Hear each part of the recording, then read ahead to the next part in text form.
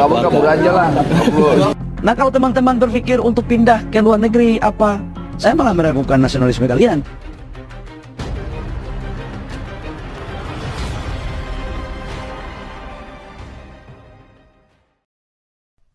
Tahukah kamu, perekonomian Indonesia seperti kapal di lautan, menghadapi ombak inflasi dan angin pertumbuhan ekonomi.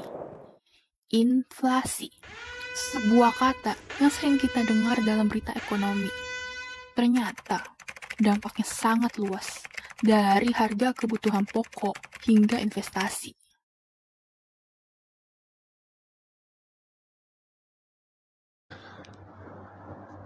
Angka inflasi di Indonesia per Januari 2025 berada di angka 0,76%. Terendah di Indonesia sejak tahun 2000.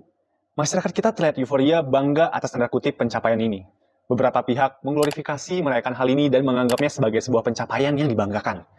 Tapi, ketika kita bicara secara lebih holistik, kita lihat big picture-nya, kita lihat secara objektif, justru hal ini sangat kontradiktif dari banyak anggapan masyarakat.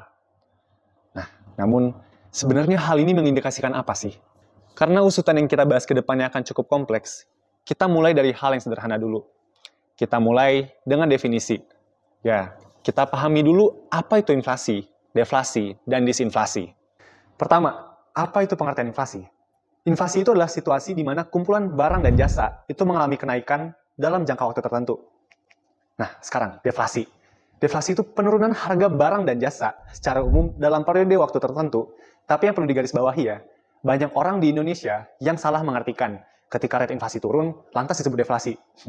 Enggak ya, tentu saja itu berbeda. Ketika rate inflasi itu turun, itu tidak semerta-merta disebut deflasi. Tapi bisa juga itu adalah disinflasi. Lantas, apa sih disinflasi itu?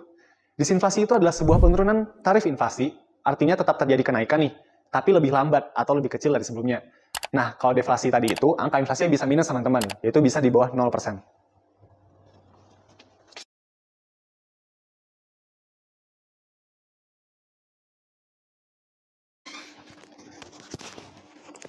Inflasi rendah 0,76% saat ini bukanlah pertanda baik, melainkan sinyal peringatan yang perlu diwaspadai.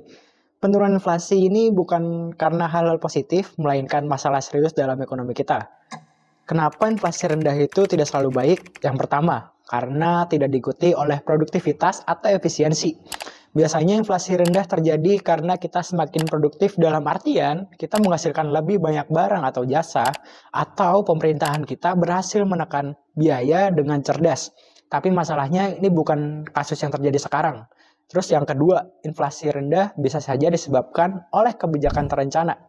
Terkadang pemerintah sengaja menurunkan inflasi dengan kebijakan moneter dan fiskal, contohnya melalui administered price yang pemerintah lakukan pada listrik, yang mana perubahan angka ini tidak mencerminkan angka inflasi yang masyarakat bayangkan secara organik.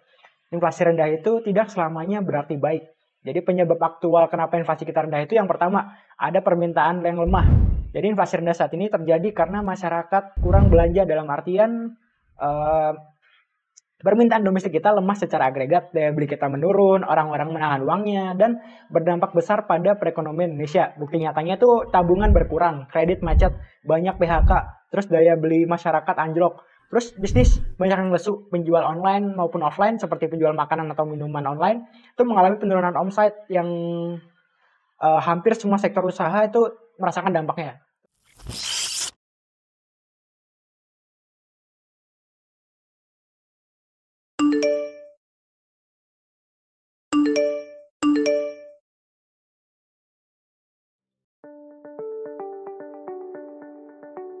Berjalan sampai ke batas, berlayar sampai ke pulau, berusaha dan bersungguh-sungguhlah hingga kita sampai tujuan.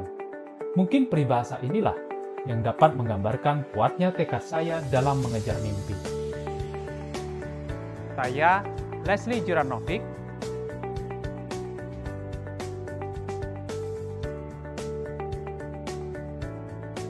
waktu pertama kali masuk BI, saya langsung ditempatkan di Departemen Kebijakan Moneter.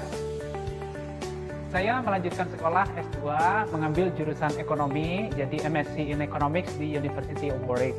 Saya mengambil jurusan ini karena ada komponen disertasi atau komponen risetnya, sehingga akan dapat melatih saya kemampuan melakukan penelitian, dan ternyata memang pengetahuan tersebut sangat bermanfaat.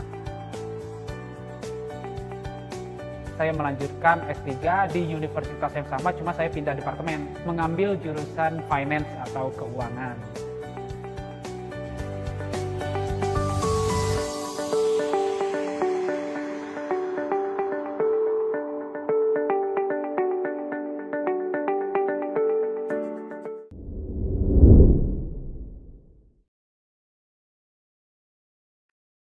Ini angka inflasi kalau kita lihat secara historis atau perilakunya memang relatif rendah. Tapi perlu kita analisis lebih lanjut. Jadi untuk angka inflasi yang 0,76% tersebut, itu adalah angka inflasi indeks harga konsumen. Dan inflasi indeks harga konsumen, ini ada 3 komponen. Yang pertama, inflasi administered price atau inflasi yang harganya diatur oleh barang-barang yang harganya diatur oleh pemerintah.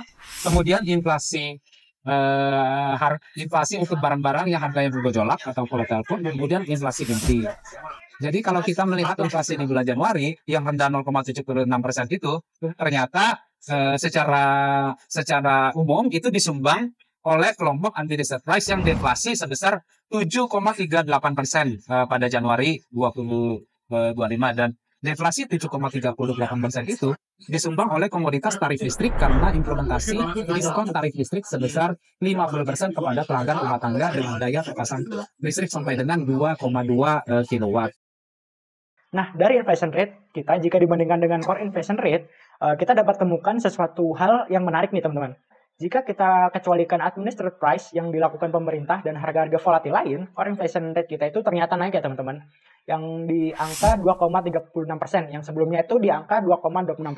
Dan kenaikan harga pangan atau biasa disebut food inflation, kita naiknya cukup drastis, di mana Desember 2024 itu angkanya 1,9%, dan sekarang itu meningkat tajam ke Januari 2025 itu di 3,69%. Yang ketiga yang selalu menjadi kekuatan ekonomi kita, konsumsi bro. Konsumsi ini akan terus menjadi kekuatan ekonomi kita di atas 55% sekarang, dan ada tantangan karena ada daya beli yang melemah.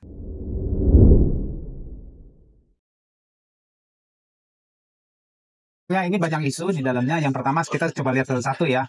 Yang makan bergizi gratis itu udah dilaksanakan oleh pemerintah selama bulan khususnya di bulan Januari. Dan kalau makan bergizi gratis dilaksanakan oleh pemerintah, kita lihat sejauh ini sudah berjalan. Dan kalau itu terus berjalan dan lancar, akan dapat meningkatkan komponen pertumbuhan ekonomi dari sisi konsumsi. Iya kan? Karena dananya digunakan untuk membeli makanan, kemudian disalurkan ke anak-anak sekolah yang makan gitu kan ya. Jadi ada tambahan kegiatan ekonomi di bidang konsumsi. Kemudian yang berikutnya terkait dengan kondisi fiskal atau keuangan pemerintah. Untuk makan bergizi gratis perlu anggaran yang lumayan banyak. Oleh karena itu pemerintah ada alokasi anggaran dari yang sebelumnya untuk kementerian tertentu diarahkan untuk makan bergizi gratis. Ini efektivitasnya dapat kita lihat beberapa bulan ke depan. Apabila efektif, maka secara umum kalau kita lihat komponen pertumbuhan ekonomi, maka kemungkinan pertumbuhan ekonomi akan didorong dari sisi konsumsi. Nah, komponen pertumbuhan ekonomi yang lain ada dari sisi investasi. Investasi ini dalam bentuk penanaman modal, pembiayaan perekonomian, kemudian buka pabrik, beli mesin, dan sebagainya. Dan di sanalah mungkin letak peran Danantara bisa berkontribusi. Danantara akan mengkonsolidasikan badan usaha milik negara di Indonesia, kemudian dananya terkumpul, dan itu akan berdasarkan penjelasan dari pemerintah yang saat ini, itu akan digunakan untuk pembiayaan perekonomian. Apabila ini berjalan dengan baik, maka sumber pembiayaan perekonomian Indonesia itu dapat relatif terjamin, sehingga akan menopang pertumbuhan ekonomi Indonesia dari sisi investasi serta sektor-sektor lainnya yang dibiayai oleh BUMN di bawah Danantara. Mungkin demikian. Sedangkan di sisi lain itu rate pengangguran kita itu naik, dan PHK mengalami tren kenaikan sejak 2019 sampai 2025, di mana rate pengangguran naik pada kuartal ketiga 2024 di angka 4,91%. Kementerian Ketenagakerjaan atau Kemenaker itu mencatat sebanyak 80.000 pekerja di Indonesia terkena PHK selama periode Januari hingga awal Desember 2024. Lalu kelas menengah itu mengalami tren penurunan. Penurunannya itu sebesar 18,8%. Jadi tentunya alasan kenapa ekonomi kita itu buruk udah jelas gitu, bahwa yang lacking itu adalah dari si middle low ini. Makanya ya gue berharap banget kalau misalnya kita punya peraturan itu bisa bagus, bisa mendukung dari segi regulasi, dari segi kepastian hukum, dari segi ease of doing business, itu semua itu bisa ngebantu supaya UMKM ini maju, soalnya UMKM ini adalah backbone middle class dan juga yang menengah ke bawah inilah. Orang-orang, masyarakat itu butuh diberikan sebuah harapan yang positif. Ya kalau misalnya orang memiliki consumer confidence, mereka tuh jadi bakal spending. Kalau misalnya orang tidak confident dari segi arah ekonomi, dari segi potensi perkembangan, mereka punya gaji kayak gimana, mereka bakal bisa dapat pekerjaan atau enggak, itu yang akan mengakibatkan orang untuk stop belanja gitu. Jadi ini semua tuh kayak domino efek gitu loh. Makanya kalau misalnya ini tidak di-solve segera, ini bisa benar-benar jadi panjang. Soalnya panjangnya ini juga jadi eksponensial, soalnya kita juga ada population boom kan. Jadi dari segi penghasilan orang itu turun, dan masalahnya ini jadi tambah banyak, soalnya jumlah orangnya banyak gitu.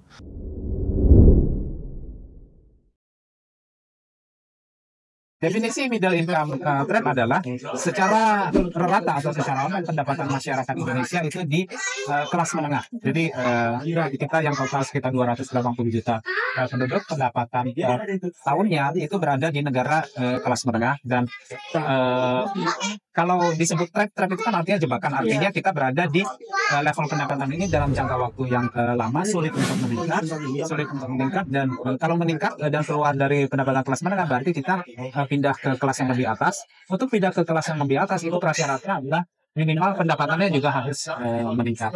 Untuk beberapa tahun ke depan kelihatannya hal tersebut yang akan tetap ada di Indonesia, pendapatan kita tetap di kelas menengah. Untuk menuju pendapatan yang lebih tinggi lagi, kita harus mengarah ke hal-hal yang tadi Siska sebutkan, yaitu Indonesia maju. Jadi negara kita harus lebih tinggi, pendapatannya lebih tinggi juga, rakyat lebih makmur, sehingga kelas menengah juga bisa pendapatannya meningkat, dan secara umum pendapatan masyarakat Indonesia lebih tinggi lagi.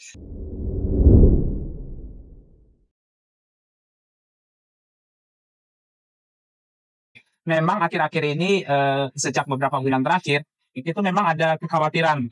Jadi di sisi pasar modal perkembangannya kurang bagus, kemudian di sisi pasar keuangan yang lain ada kejadian-kejadian investor luar negeri menarik uangnya dari Indonesia. Kalau kami coba perhatikan, itu sumber utamanya memang adalah kegelisahan investor luar negeri secara umum. Jadi mereka menarik uangnya tidak hanya dari Indonesia, tapi dari negara-negara lain juga, seperti negara-negara di Asia lainnya. Kenapa? Karena terdapat ketidakpastian global yang sangat tinggi karena kebijakan-kebijakan di negara-negara yang perekonomiannya besar seperti Amerika.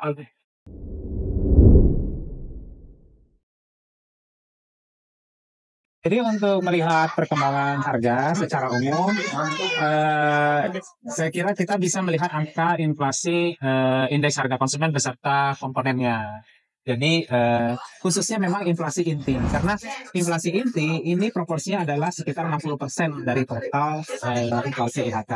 Jadi inflasi IHK ini adalah inflasi yang angkanya dikeluarkan oleh Badan Pusat Statistik, dan Badan Pusat Statistik melakukan survei terhadap barang-barang dan jasa yang ada di kegiatan perekonomian Indonesia. Itu ada sekitar 800 komoditas baik barang maupun jasa. Jadi kalau kita melihat angka inflasi yang 0,76%, itu 0,76% itu adalah angka untuk 800 komoditas tersebut.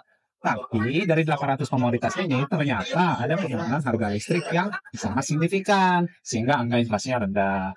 Dan untuk melihat angka inflasi yang lebih sesuai oleh kegiatan kita, mungkin kita baiknya melihat angka inflasi inti yang sekitar 2%-an.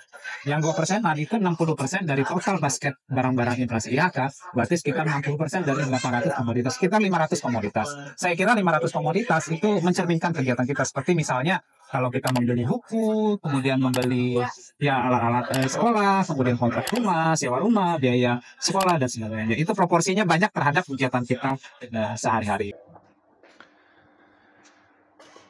Di sisi lain, masalah penghematan atau efisiensi dampak buruknya harus dirasakan oleh PNS-PNS di negara ini. Dari dulu sampai sekarang, baru sekali ini nih kita menghadapi situasi di mana PNS tidak lagi menjadi jaminan hidup. Kalau dulu ya, PNS itu kesannya sejahtera banget. Karena tunjangan-tunjangannya kan gede, terus pas pensiun mereka uangnya juga dapatnya lumayan lah. Dan sekarang itu malah kesannya kayak kurang banget nih, gara-gara dipotong oleh pemerintah. Dan barangkali kita nih selalu bertanya nih, kenapa selalu umbi-umbinya nih? Selalu PNS yang strata yang di bawah nih yang harus pertama kali harus merasakan dampaknya. Yang harus merasakan penghematan tersebut. Yang gajinya harus dipotong. Yang THR-nya harus dipotong. Yang mana dia harus tetap bekerja dengan tuntutan normal. Dengan kebutuhan yang normal. Tidak hanya itu, anggaran mereka saat bekerja juga dipangkas besar-besaran. Termasuk biaya listrik dan AC pada jam-jam tertentu yang harus diputus. Sehingga mereka harus bekerja di situasi yang panas, gelap, dan lain sebagainya. Sementara bos-bosnya, pejabat-pejabat tingginya, semuanya aman buat mereka. Dinas luar negerinya aman, ADC-nya aman, forrider-nya aman, mobil mewah dinasnya juga nggak ditarik, semuanya aman, rumah dinas yang sangat mewah itu juga nggak ditarik. Dan ya kalian semua tahu, kalau Indonesia ini punya banyak sekali masalah kan, baik birokrasinya, masalah korupsinya, inkompetensinya, dan lain sebagainya. Ya, dari data-data pelemahan ekonomi sebelumnya, dan fakta bahwa birokrasi kita yang masih kusut, inilah yang pada akhirnya melemahkan sendi-sendi perekonomian kita.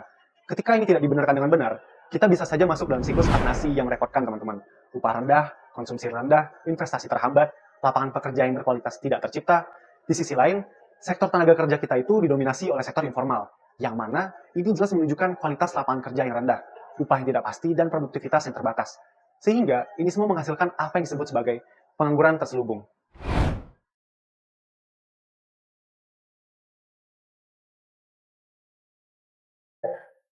Nah, udah kita bahas tuh soal inflasi rendah yang bukan pertanda bagus, malah menjadi lampu kuning terhadap kondisi ekonomi kita. Daya beli yang turun, ekonomi lesu, tapi harga-harga tetap aja merangkak naik secara perlahan. Keadaan ini membuat orang lebih memilih menahan belanja, dan akhirnya menciptakan lingkaran setan bagi perekonomian kita. Dan ini nyambung banget sama fenomena yang lagi rame di media sosial, yaitu banyak orang yang sudah mulai menggunakan tagar kabur aja dulu. Karena mereka merasa harus segera kabur dari kondisi ekonomi yang semakin susah, gaji yang semakin kecil, biaya hidup yang terus merangkak naik, sementara harga kebutuhan pokok makin nggak terjangkau. Akhirnya, banyak yang merasa kayaknya kita harus mencari tempat yang lebih baik nih. Dan kabur di sini punya banyak arti ya, bukan perkara pindah kewarganegaraan. Yang pertama, ada yang mencari peluang usaha baru, yang tadinya cuma karyawan, nyoba bisnis kecil-kecilan, dan yang punya usaha juga, dia mencari cara supaya bagaimana bisnisnya tetap survive. Ada juga yang cari pekerjaan sampingan. Nggak cukup ngandelin gaji utama doang, tapi banyak yang nyari side hustle, jadi freelancer, driver online, dan yang lain sebagainya. Yang penting halal dan bisa menambah pemasukan. Dan yang paling penting adalah banyak orang mencari peluang di luar negeri. Nggak sedikit yang mencari kerja atau beasiswa di luar negeri dengan harapan bisa mendapat kehidupan yang lebih baik. Ngomong-ngomong soal kabur ke luar negeri, kita punya contoh nih yang lumayan bikin heboh. Bunda Korla, selebriti media sosial yang dikenal dengan gayanya yang cepat ceplos, baru-baru ini curhat soal pengalamannya bekerja di McDonald's Jerman. Meski udah punya nama di Indonesia, Bunda Korla nggak ragu untuk banting setir dan mencari penghasilan di negeri orang. Bunda Korla ini bisa menjadi satu contoh yang ekstrim ya, tapi ini tuh menunjukkan satu hal, bahwa situasi ekonomi di sini nggak kunjung membaik. Jadi nggak heran kalau makin banyak orang pikiran buat kabur aja dulu. Bukan karena nggak cinta Indonesia ya, tetapi bagaimana kebutuhan hidup kita yang memang nggak bisa ditunggu. Dan yang perlu diingat, fenomena kabur aja dulu ini bukan cuma soal pindah tempat, melainkan adalah sinyal kuat bahwa ada yang salah dengan cara kita mengelola ekonomi. Kalau nggak segera dibenahi, kita bersiap-siap saja akan kehilangan banyak talenta-talenta terbaik bangsa. Jadi, ketimbang kita cuma pasrah atau ikut-ikutan panik, mending kita cari tahu bagaimana sih caranya menghadapi situasi ini.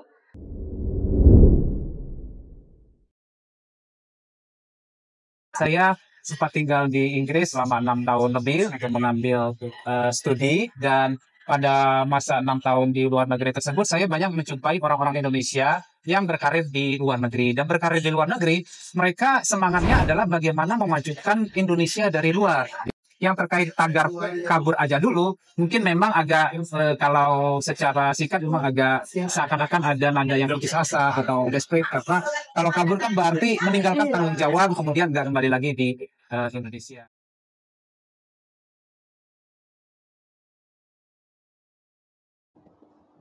Instead of YOLO, we have to be YONO, alias you only need one. Tren YONO mengajarkan kita untuk berbelanja dengan bijak, hanya membeli yang benar-benar dibutuhkan, bukan sekedar demi gengsi atau pengakuan sosial. Konsep ini memang penting untuk menghindari konsumsi berlebihan dan membantu kita lebih hemat. Namun, jika semua orang tiba-tiba berhenti belanja, perekonomian justru bisa melambat karena turunnya permintaan domestik. Oleh karena itu, kuncinya bukan sekedar membatasi belanja, tetapi lebih ke berbelanja dengan cerdas, memilih produk yang berkualitas, mendukung bisnis lokal, dan memastikan setiap pembelian memiliki nilai manfaat yang jelas.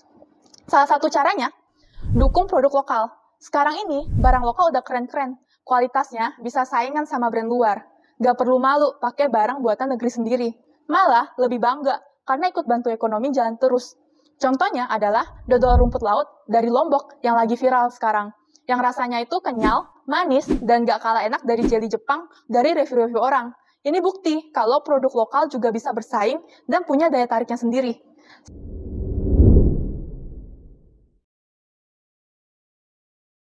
Kita perlu membuat perubahan yang signifikan, kalau di bahasa ekonomi itu struktural. Jadi pindah dari pertumbuhan 5% menjadi 6 atau 7%. Jadi perlu daya upaya yang kuat sekali. Jadi itu perlu kerja keras dari semua pihak, baik dari pemerintah, kemudian pihak swasta, termasuk kita sebagai masyarakat. Nah, apa yang bisa kita lakukan?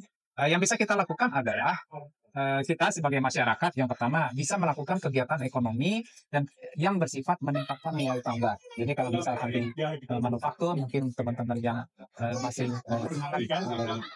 bikin usaha, kemudian memproduksi sesuatu, bisa coba memikirkan bagaimana memproduksi sesuatu yang nilai tambahnya tinggi. Itu yang pertama. Kemudian yang kedua, di komponen pertumbuhan ekonomi itu komponennya ada produktivitas, modal, sama tenaga kerja. Nah, komponen yang bisa mengubah pertumbuhan ekonomi Indonesia dari 5 sampai 6 atau 7% itu komponen yang struktural, itu sifatnya adalah produktivitas. Dan produktivitas ini dipicu oleh sumber daya manusia.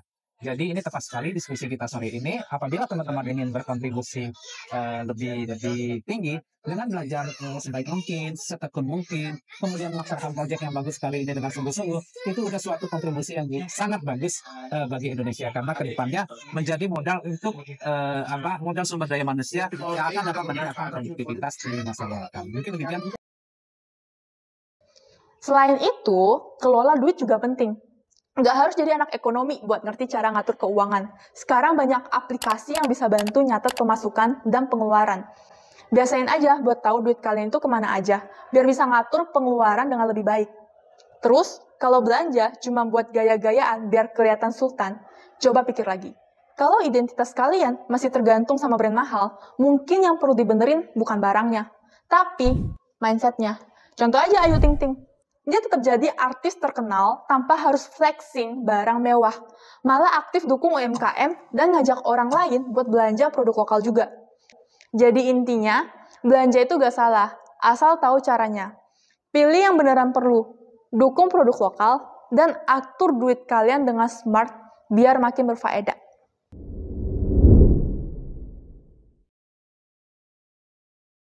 Jadi kalau kita bicara dalam konteks Bank Indonesia, tugas utama Bank Indonesia adalah mencapai dan memelihara stabilitas nilai tukar rupiah dalam rangka mendukung pertumbuhan ekonomi yang berkelanjutan.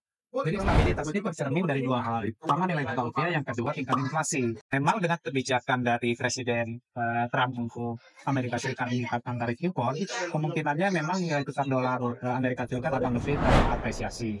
Nah, salah satu kebijakannya, iya betul sekali, suku bunga. Nah, kalau suku bunga, saat ini suku bunga Indonesia BI rate itu 5,5%, 5,75% setelah diturunkan pada bulan Januari. Jadi kalau kita lihat selisihnya dengan suku bunga Amerika Serikat itu masih ada selisih positif ya. Jadi banyak sekali instrumen Bank Indonesia yang digunakan untuk menjaga stabilitas nilai tukar rupiah.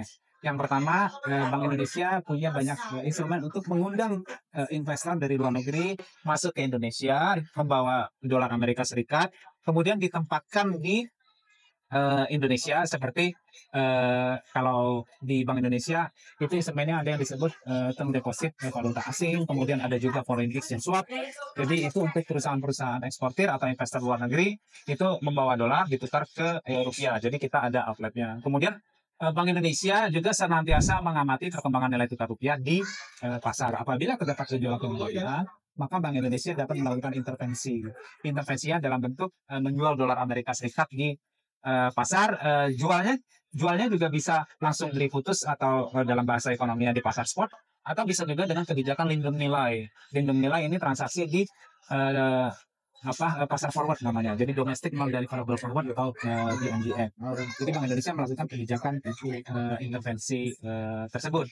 Kemudian Bank Indonesia juga ada instrumen yang namanya sekuritas rupiah Bank Indonesia yang imbal hasilnya menarik, dan ini bisa dibeli investor dalam negeri maupun investor luar negeri. Jadi dengan upaya-upaya tersebut, instrumen-instrumen yang ada, serta kita terus menjalin komunikasi yang baik dengan investor luar negeri, diharapkan akan ada aliran modal dari luar negeri masuk ke Indonesia yang menopang stabilitas nilai tukar rupiah.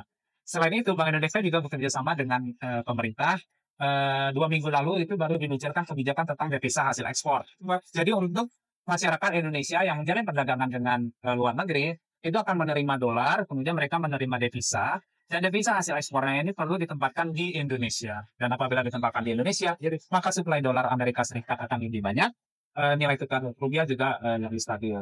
Yang terakhir, indikator kesehatan nilai tukar rupiah serta transaksi dolar Amerika Serikat di Indonesia itu adalah cadangan devisa. Cadangan devisa di Indonesia ini tercatat sekitar 150 miliar dolar dan itu jumlahnya sangat cukup, bisa meng-cover 6 bulan kegiatan perdagangan dalam bentuk impor, dan itu menurut ukuran internasional kondisi yang sangat sehat.